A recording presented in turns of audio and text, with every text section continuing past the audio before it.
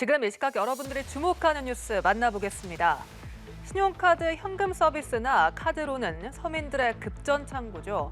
그런데 최근 은행의 신용카드 대출 연체율이 급등했습니다. 8년 만에 최고치인데요. 주머니 사정이 좋지 않아 급하게 카드 빚을 내고 제때 갚지도 못하는 서민들이 늘어나고 있는 겁니다. 특히 중저 신용자 등 취약차주들의 대출이 문제입니다. 강은나래 기자입니다. 은행의 신용카드 대출 연체율이 최근 급등한 것으로 나타났습니다.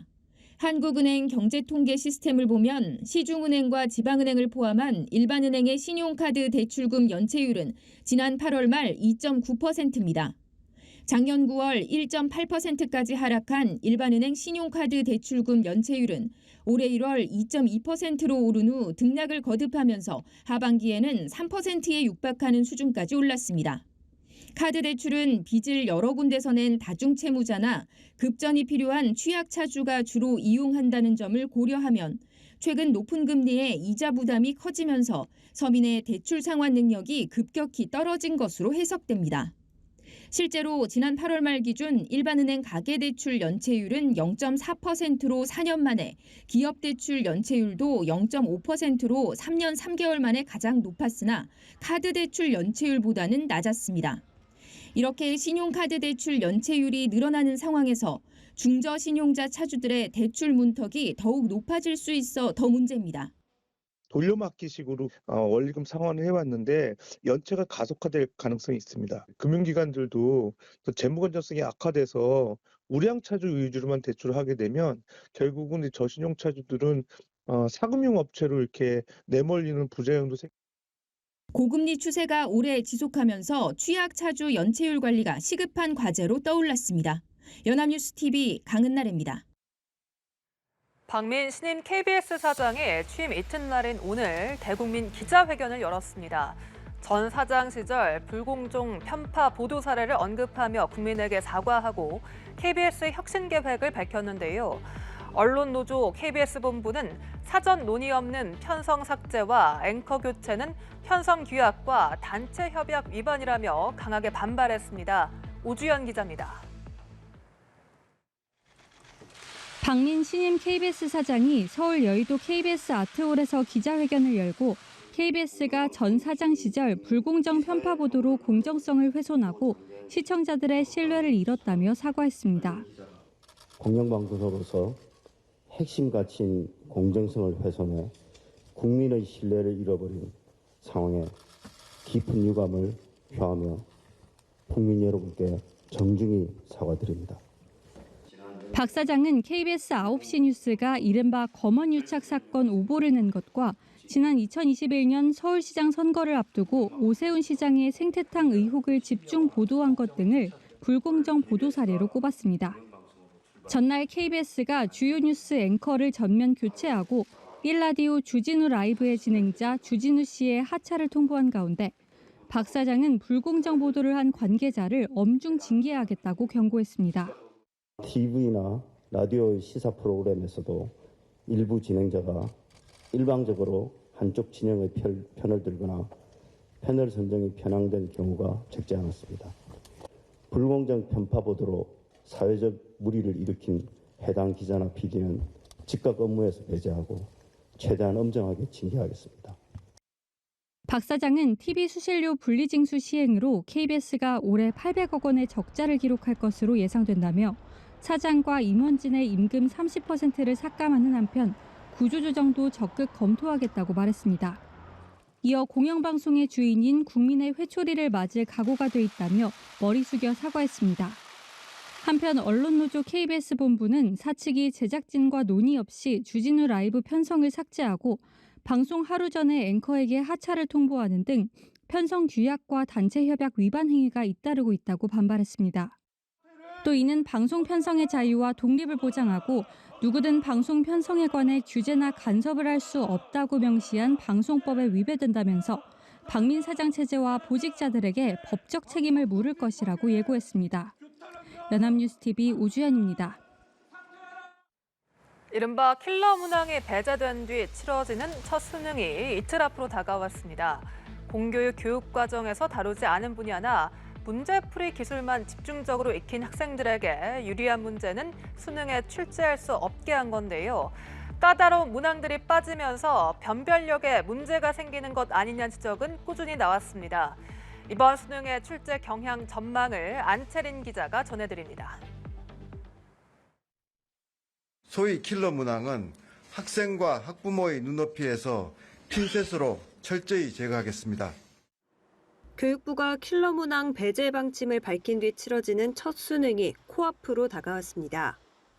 정부 방침에 따라 공교육 교육 과정에서 다루지 않거나 문제풀이 기술을 집중적으로 익힌 학생에게만 유리한 문제들은 수능에 나올 수 없습니다. 교육부는 현장 교사를 중심으로 공정수능 출제 점검위를 구성해 킬러 문항 출제 차단에 공을 들였습니다. 하지만 어려운 문제가 빠지면 변별력을 확보하기 어려운 것 아니냐는 지적은 발표 초기부터 제기됐던 상황입니다. 전문가들은 킬러 문항 배제 방침이 처음 적용된 9월 모의평가에서는 지문을 평이하게, 선지를 어렵게 하는 식으로 변별력을 확보했다고 봤습니다. 어려운 지문 내용이 빠졌지만 질문의 어떤 각도라든지 보기 지문 5가지 형태에서 정답을 찾기가 좀 까다로웠다. 9월 모의평가 출제 기조가 이어질 거란 관측도 있지만 학생들 성적을 받아본 평가원이 난이도를 다소 조절했을 가능성도 나옵니다. 9월 모의평가에서 특히 이제 수학에서 만점 받은 학생 많이 나왔는데요.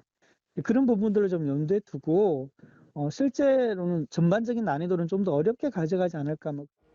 킬러 문항 배제 기조 속에 치러지는 첫 수능에 학생과 학부모들의 기대와 우려가 교차하고 있습니다. 연합뉴스TV 안채린입니다.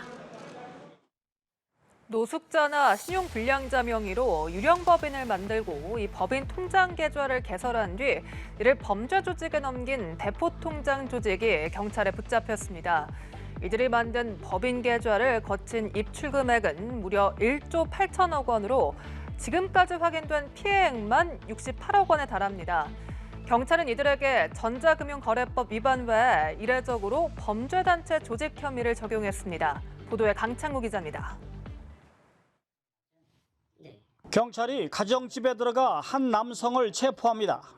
노숙자 명의로 법인 통장을 만들어 범죄 조직에 넘긴 피의자입니다.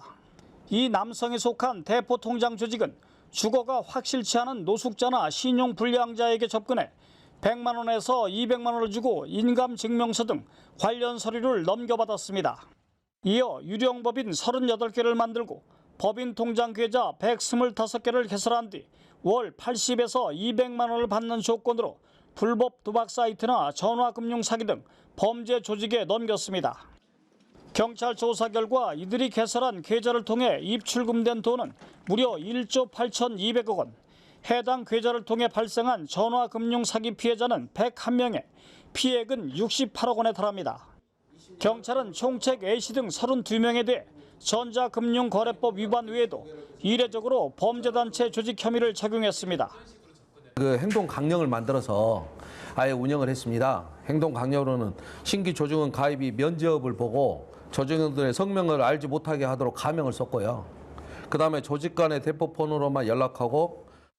경찰 조사 결과 총책 A씨는 지난 2년간 사용료 등으로 10억여 원을 챙겼고 조직원들은 통장 한 개당 10만 원 남짓의 인센티브를 받은 것으로 파악됐습니다. 경찰은 이들을 체포하는 과정에서 범죄에 이용됐을 것으로 추정되는 유령법인 계좌 900개를 추가로 확인하고 수사를 확대하고 있습니다. 연합뉴스TV 강창구입니다. 한국 시리즈의 여운을 이제 야구 대표팀이 이어갑니다.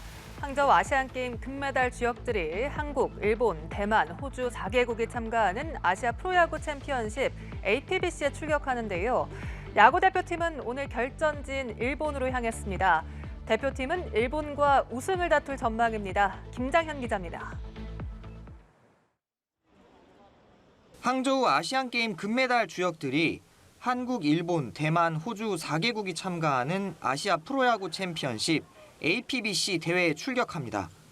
문동주, 김주원, 김혜성, 윤동희, 원태희, 곽빈 등 아시안게임 금메달 멤버가 그대로 출전하고 가을 야구에서 좋은 모습을 보인 신민혁도 합류했습니다. 류중일 감독은 24세 이하 또는 프로 3년차 이하가 주축인 만큼 대표팀 세대 교체의 완성도를 한층 높이겠다고 각오를 밝혔습니다. 우리 젊은 선수들의 어떤 경험으로 인해 가지고 국가대표 세대 교체로 해가지고 앞으로 큰 대회 성적 이룰 수 있도록 준비 잘하겠습니다. 이번 대회 하이라이트는 17일 도쿄돔에서 열리는 한일전입니다.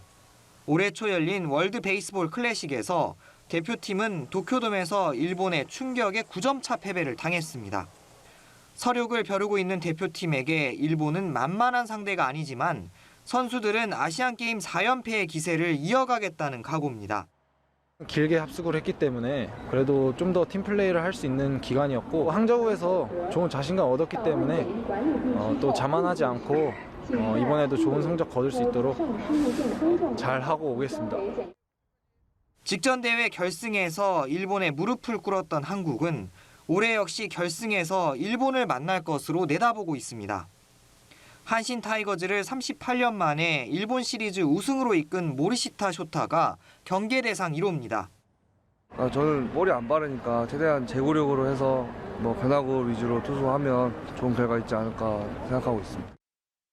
대표팀은 16일 호주와 1차전을 시작으로 일본, 대만과 차례로 예선을 치른 뒤 상위 2위 안에 들 경우 19일 도쿄돔에서 대망의 결승전을 치릅니다.